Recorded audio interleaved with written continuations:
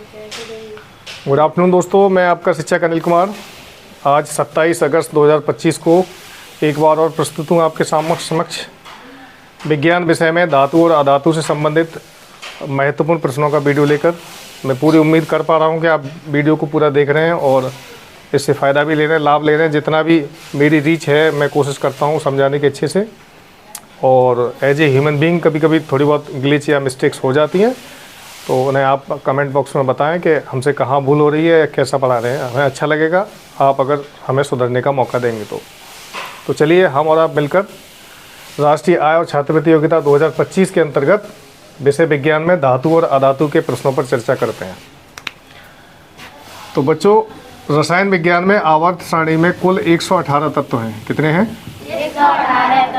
118 तत्व में कुछ धातुएं हैं, कुछ अधातुएं हैं और कुछ उपधातुएं हैं। ये तीनों लगभग एक सा ही साउंड कर रहे हैं, धातु, अधातु, अधा और उपधातु। ठीक है, तो 91 तत्व तो धातुएं हैं, 20 अधातु हैं और 7 हैं उपधातु, जिन्हें मेटलॉइड बोलते हैं। मेटल्स, नॉन मेटल और मेटलॉइड। तो अभी समझ लो, लिखो मत। ऐसे तत्व जिनमें चमक हो, जिनको पीट पीट के चद्दर बनाए जा सके, जिनके तार बनाए जा सके, और जो ऊष्मा और विद्युत के अच्छे चालक हों, वे कहलाते हैं धातु। और जिनमें फ्री इलेक्ट्रॉन्स हों, जैसे मान लो धातु की कोई चीज़ है मेरे पास, सपोज दैट ये चाबी है, ये लोहे की या स्टील की बनी हुई है, तो इसका धातु होने का सबसे बड़ा प्रमाण ये है कि इसमें मुक्त इलेक्ट्रॉन्स पाए जाएंगे। और अगर मुक्त इलेक्ट्रॉन्स पाए जा रहे हैं, इसका मतलब ये है कि इसमें हीट यानी ऊष्मा और विद्युत तेजी से चलेगी। ठीक है, किसी चीज़ का चालक होने का प्रमाण यही होता है कि उसमें फ्री इलेक्ट्रॉन्स हों। एक हमने प्रश्न पूछा था कि हीरा जो है विद्युत का कुचालक क्यों होता है, या ग्रेफाइट।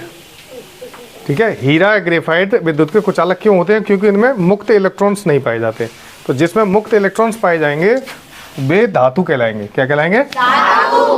धातुएं कहलाएंगे। और धातुओं को पीट पीट के चादर बनाई जा सकती है और उनकी तार बनाए जा सकते हैं। ठीक है, पतले तार। धातुओं में चमक होती है और आघात वर्धनीयता होती है। मेलिएबिलिटी क्या होती है? आघात वर्धनीयता। धातुओं में मार को सहने का गुण होता है और उनको जब चोट पहुंचाई जाती है तो वो अपना आयतन बढ़ाते हैं। जैसे मान लो एक तार को हम लेके पीटे हैं हथौड़े से, तो क्या होगा? वो चौड़ा होगा।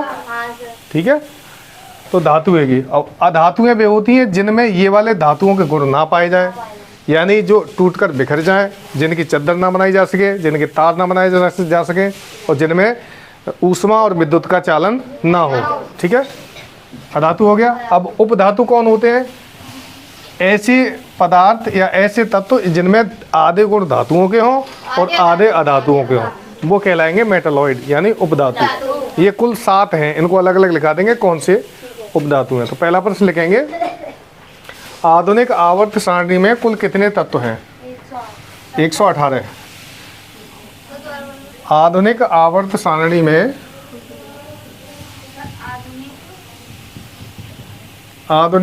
सारणी में कितने तत्व हैं? तो 118। अब इसका दूसरा क्वेश्चन लिखेंगे,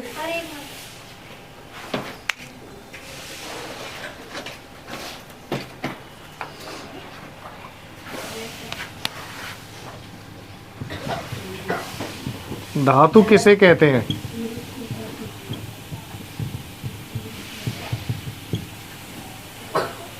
तो इसका उत्तर है जिन्हें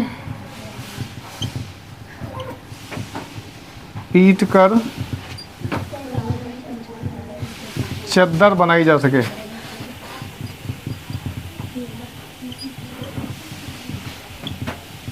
धातुओं की 3-4 शर्तें होती हैं। एक तो पीट के चादर बनाई जा सके, एक ऊष्मा और विद्युत की चालक हो,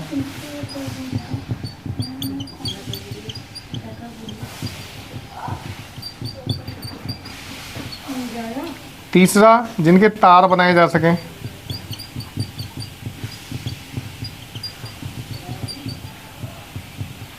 ठीक है। ये तीनों गुण जिस तत्व में होंगे वो धातु कहलाएगा। क्या कहलाएगा? धातु। और धातुओं में उनकी धात्विक चमक होती है। क्या होती है? धात्विक चमक।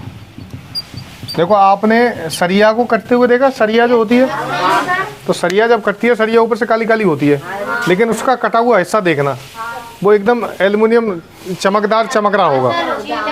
और आपने ये भी देखा होगा ये हैंडल जो होते हैं केवाड़ों में जो लगते हैं, इनको ग्राइंडर पर घिसकर इनकी अंदर की जो चमक होती है वो निकाली जाती है, उसे ग्राइंडिंग करना बोलते हैं। तो काला दिखने वाला बर्तन घिसने के बाद उसकी ऊपरी परत हट जाती है और अंदर से जो उसकी धात्विक चमक होती है वो निकल के आती है, उसी होती है मेटेलिक लस्टर बोलते हैं उसे, धात्विक चमक। तो हर एक धातु के अंदर धात्विक चमक होती है। ऊपरी सतह ऑक्सीडाइज हो जाती है, सभी धातुएं ऑक्सीकरण करती हैं और जंग लगा लेती हैं अपने अंदर। क्या लगा लेती हैं? लोहा देखा होगा आपने, तुम लोहा लेके आओ तो ऊपर से नीला नीला मटमैले रंग का होगा और कुछ दिन बाद लाल लाल हो जाएगा, तो उस पर आयरन ऑक्साइड जमा हो जाता है जिसको जंग बोलते हैं। ठीक है, जंग। और जंग लगने पर लोहे का वजन बढ़ेगा घटेगा? हाँ, क्योंकि उस पर आयरन ऑक्साइड चिपक जाता है तो वजन बढ़ेगा। ये निश्चित है, ये परीक्षा में प्रश्न आता है कि जंग लगने पर लोहे के वजन पर क्या प्रभाव पड़ता है, तो आंसर है बढ़ता है। ठीक है, अगला क्वेश्चन लिखिए।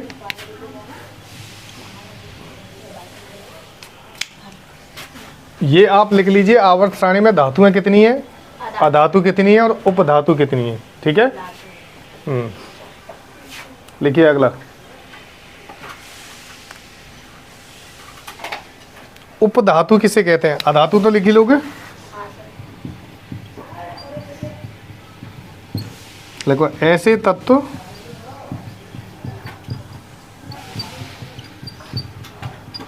जिनमें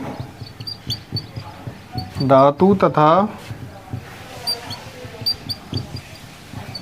अधातु दोनों के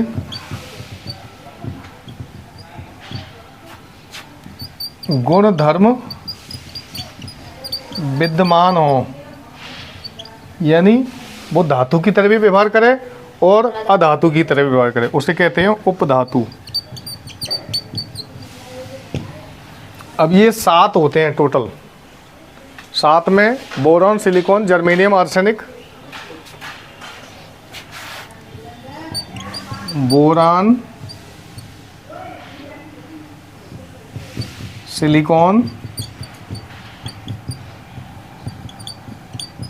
जर्मेनियम, आर्सेनिक,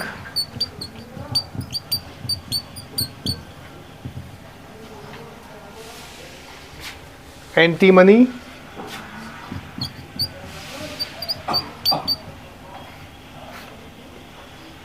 टेल्यूरियम और पोलोनियम।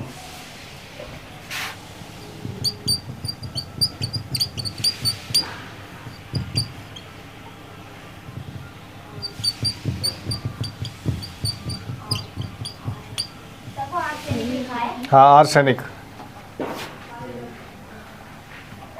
ठीक है, ये 7 जो हैं ये उपधातुएं हैं, अर्थात इनमें धातु और अधातु दोनों के गुण पाए जाते हैं। तुम लोगों को वहाँ से ना दिख रहा हो तो यहाँ आ जाओ, यहाँ आ जाओ। जिनको गर्दन इधर उधर टेढ़ी करनी पड़ रही है, यहाँ आ जाओ।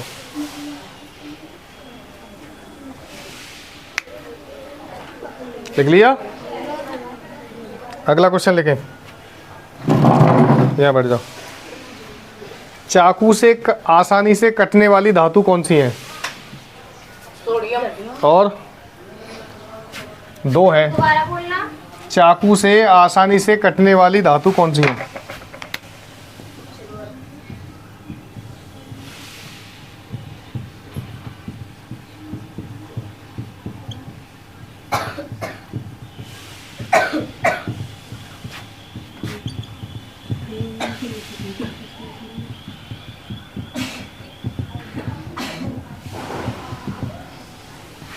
आंसर है सोडियम Na और पोटेशियम K।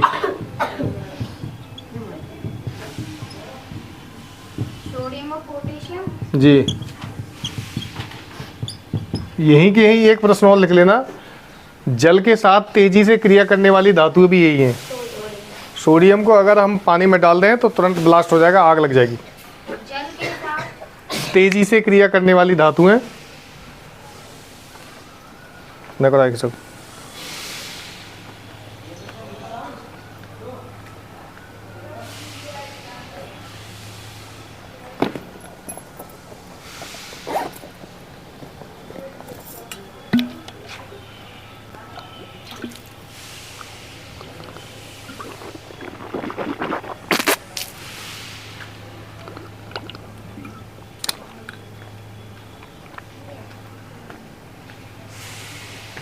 जल के साथ तीव्र अभिक्रिया करने वाली धातुएं कौन सी हैं?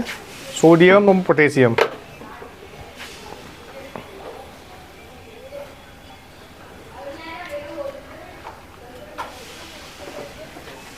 इसमें लिथियम और है, ठीक है, तीसरी लिख देना Li। लिथियम, पोटेशियम और सोडियम, ये तीनों जो है मुलायम धातुएं होती हैं, चाकू से कट जाती हैं आसानी से। हाँ, लिथियम और ऐड करना है, बाकी तो बोल ही दिया। नहीं, एल्यूमिनियम नहीं, चाकू से कटेगी। चाकू से काटने का मतलब है जैसे मक्खन काटते हैं ना, ब्रेड काटते हैं, ऐसे काट सकते हैं धीरे धीरे।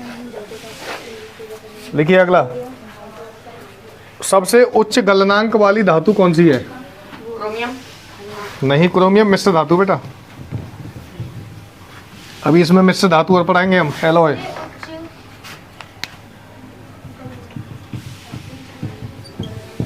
सबसे उच्च गलनांक वाली धातु है टंगस्टन। क्या है इसका प्रतीक? क्या है टंगस्टन का? Very good. और इसका गलनांक है बच्चों 3380 डिग्री सेंटीग्रेड, 3380 डिग्री सेंटीग्रेड पर ये पिघल जाती है। इतना हाई मेल्टिंग पॉइंट है टंगस्टन का।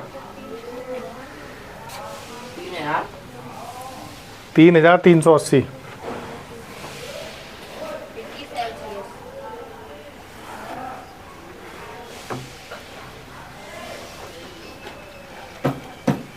देखो, कॉपर तथा ऑक्सीजन की क्रिया करने पर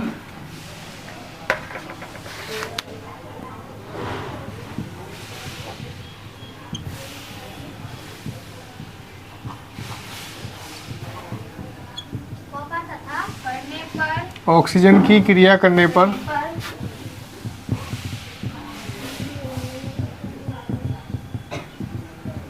काले रंग का कौन सा पदार्थ बनता है?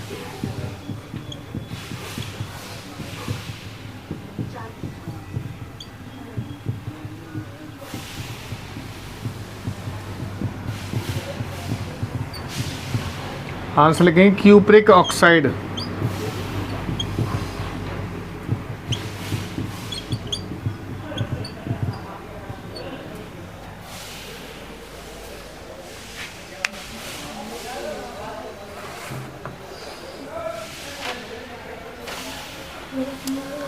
सोडियम और पोटेशियम के लिए तीसरा क्वेश्चन वही है, अगर चाहो तो अलग लिख लो या वहीं लिख लो। कौन सी धातुओं को मिट्टी के तेल में या ग्लिसरीन में रखा जाता है? या मैं लिखा दूंगा, ऐसे लिख लो। कौन सी धातुओं को ग्लिसरीन या मिट्टी के तेल में रखा जाता है?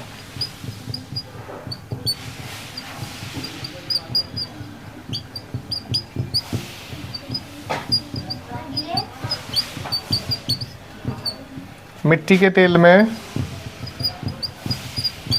या ग्लिसरीन में रखा जाता है।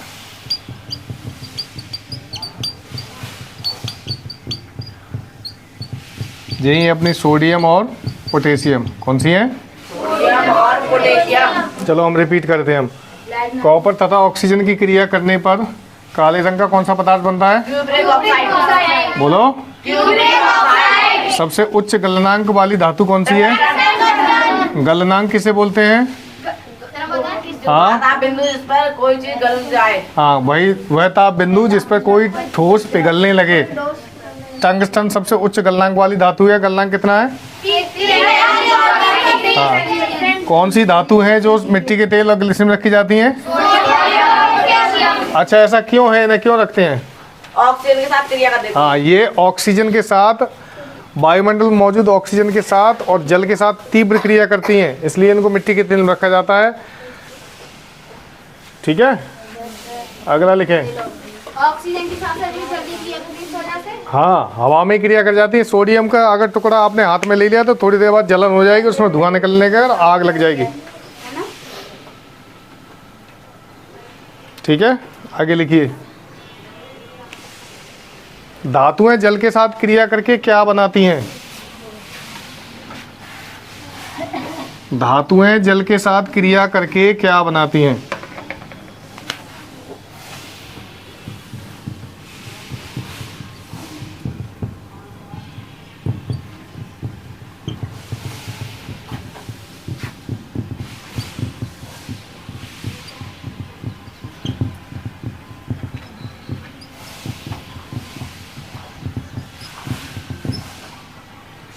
देखो, धातु मान लो हमारे पास Na है, पानी के साथ क्रिया करेगी तो ये हाइड्रोक्साइड बनाएगी और hydrogen gas, sodium hydroxide plus H2 hydrogen gas, और बहुत सारी ऊष्मा निकलती है। क्या निकलती है? यानी आग, धुआं, गर्मी। ये लिख लो, उत्तर में लिखें, धातुएं जल के साथ क्रिया करके हाइड्रोक्साइड बनाती हैं और हाइड्रोजन गैस निकलती है। सही बार बोलना। धातुएं जल के साथ क्रिया करके हाइड्रोक्साइड बनाती हैं। ये सोडियम हाइड्रोक्साइड है। क्या है? Sodium hydroxide.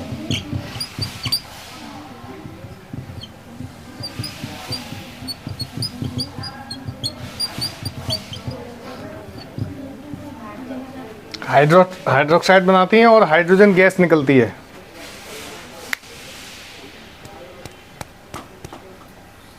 अगला क्वेश्चन लेके, धातुएं अम्लों के साथ क्रिया करके क्या बनाती हैं? क्या? धातुएं अम्लों के साथ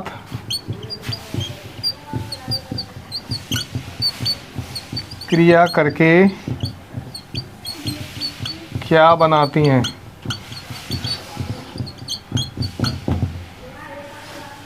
तो धातु मान लो हमारे पास है Na, क्या है? और ये HCl के साथ क्रिया करेगी। Na क्या है? धातु। सोडियम, HCl क्या है? अम्ल। कौन सा अम्ल है ये? नमक का अम्ल। हाँ, और ये बनाएगी आपकी NaCl, यानी नमक बनाएगा और हाइड्रोजन गैस निकलेगी। हाइड्रोजन गैस के ऊपर निशान देखो। तो ये पानी के साथ क्रिया करके सोडियम हाइड्रोक्साइड बनाया था, और नमक के साथ क्रिया करके बनाएंगे ये अम्ल के साथ क्रिया करके लवण। क्या बनाती हैं? लवण या साल्ट। ठीक है, हाइड्रोजन गैस दोनों ही कंडीशन में निकलती है। ध्यान रखिएगा, पानी के साथ जब क्रिया कर रही है तभी हाइड्रोजन गैस निकल रही है, अम्लों के साथ क्रिया कर रही है तभी हाइड्रोजन गैस निकल रही है। अगला लिखें, सबसे अधिक आघात वर्धनीय धातु कौन सी है? सोना, बिल्कुल सही जवाब। सबसे आघात वर्धनीय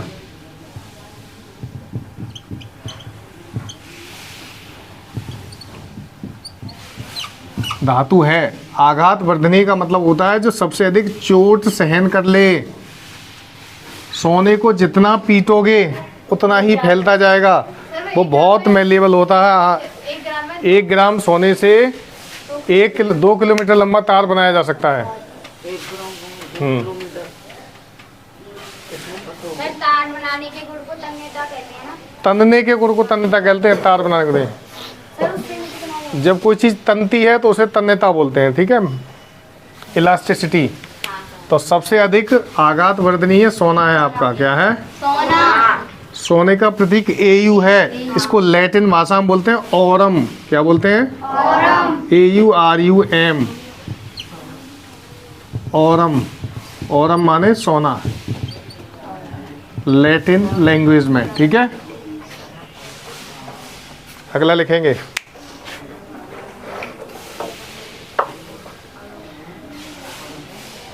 अम्लराज वाला तो लिखा दिया था मैंने। हाँ सर। शुद्ध सोना कितने कैरेट का होता है? शुद्ध सोना कितने कैरेट का होता है? 24 कैरेट। सही जवाब।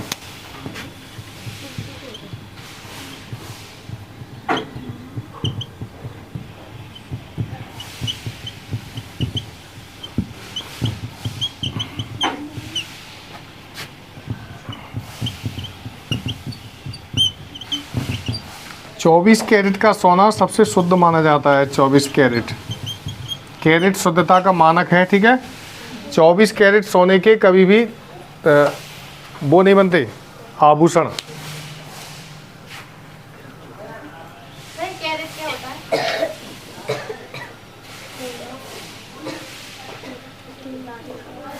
जाको फिरका होता है, हैं? जाको फिरका होता है, आभूषण नाम होता है। कैरेट सोने का सर। 24 कैरेट सोने के बताऊंगा अभी, इसकी ब्राइटनेस कम हो गई है।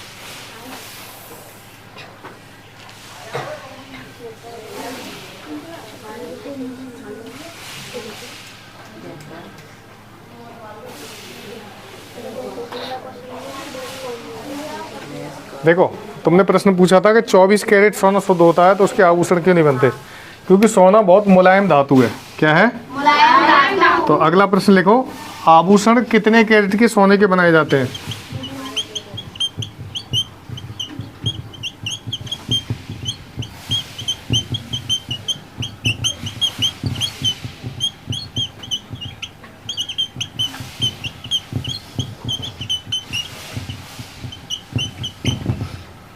आभूषण बनाए जाते हैं बच्चों 22 कैरेट सोने के। कितने के? और 22 कैरेट के अलावा इसमें 2 कैरेट चांदी, एजी और कॉपर मिलाया जाता है। चांदी और तांबा मिलाने से सोना जो है कठोर हो जाता है और उसके आभूषण बनना शुरू हो जाते हैं। हम उसके आभूषण बना सकते हैं थोड़ा सा कठोर करने के लिए। अगला लिखे, बॉक्साइट किसका अयस्क है? ये तो पता होगा। किसका? बॉक्साइट अयस्क है एल्यूमिनियम का, Al। सर क्वेश्चन क्या था? बॉक्साइट किसका अयस्क है? अयस्क बोलते हैं धातु का, मिट्टी का ऐसा टुकड़ा जिसमें धातु की मात्रा अधिक हो, वही कहलाता है अयस्क। और ठीक है, सर एक बार और बताना। धातु का, मिट्टी का ऐसा टुकड़ा जिसमें अधिक मात्रा में धातु पाई जाए उसको कहेंगे हम अयस्क। क्या कहेंगे? जैसे मान लो हमने एक जगह सिक्के गाड़ दिए कहीं बहुत सारे पूरी ज़मीन में, लेकिन एक जगह सिक्के ज़्यादा थे तो हमने उसी मिट्टी के ढेल को उठा लिया। तो जिस मिट्टी के ढेल में ज़्यादा सिक्के होंगे वही सिक्कों का अयस्क कहलाएगा। क्या कहलाएगा? तो ऐसा मिट्टी का खंड जिसमें सर्वाधिक मात्रा में धातु के गुण हो या धातु हो वो कहलाया जाता है अयस्क। ठीक है, अब देखो कैलामाइन किसका अयस्क है? कैलामाइन जिंक का है।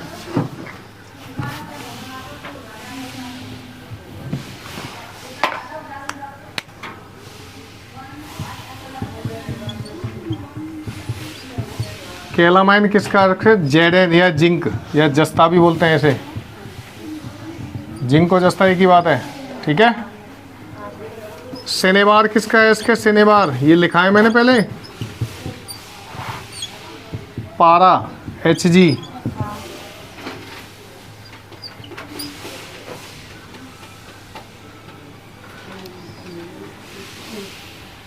मोनोजाइट रेत,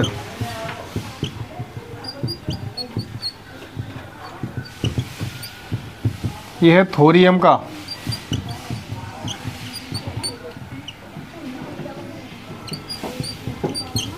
पिच ब्लेंड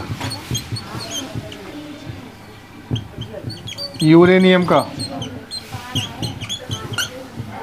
ये धातु हैं और प्रमुख धातु उनके अयस्क हैं ये। ठीक है,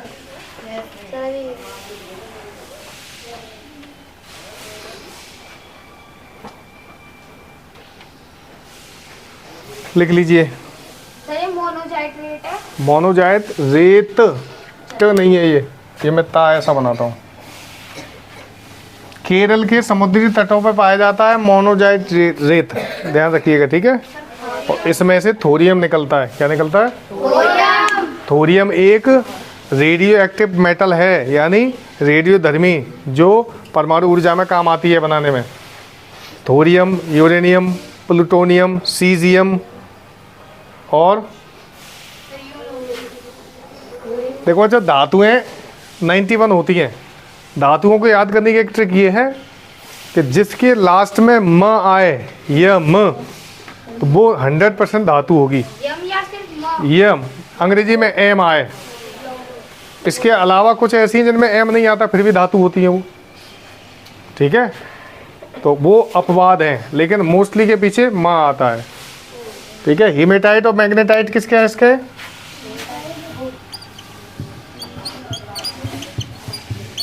हीमेटाइट और मैग्नेटाइट। Fe क्या है ये? लोहा। क्या है? लोहा। ठीक है, एस के याद हो गए सबके? कैलामाइन किसका है? जिंक। बोलो। सिनेबार। मोनोजाइट रेत। Pitchblende. Hematite magnetite. लोहा। Very good. अगला प्रश्न लिखें।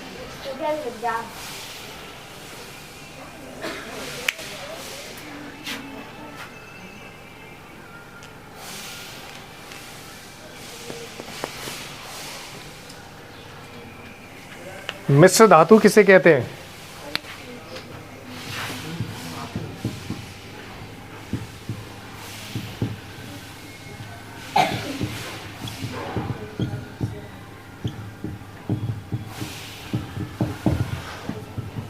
देखो, मिश्र धातु एक मिश्रण होता है कई धातुओं का, और मिश्र धातु बनाई इसलिए जाती है ताकि धातु को मजबूत बनाया जा सके।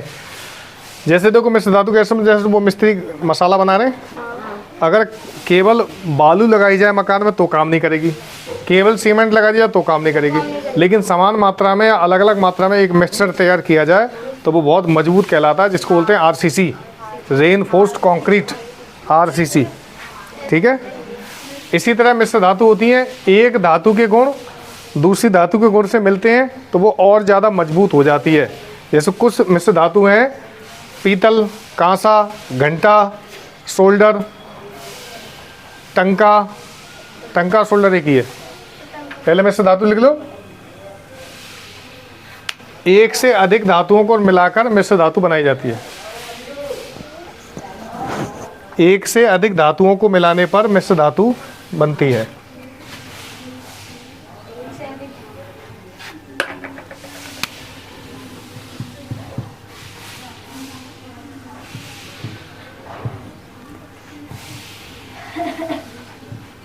पीतल, घंटा,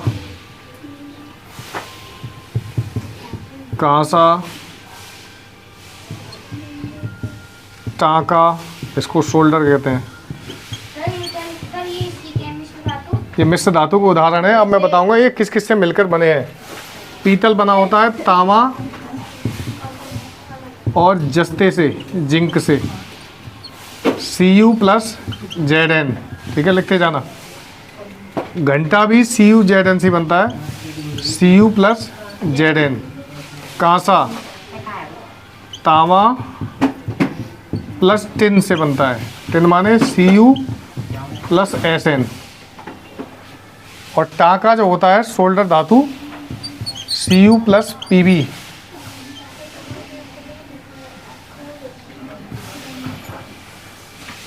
ठीक है, ये कुछ मिश्र धातुएं हैं।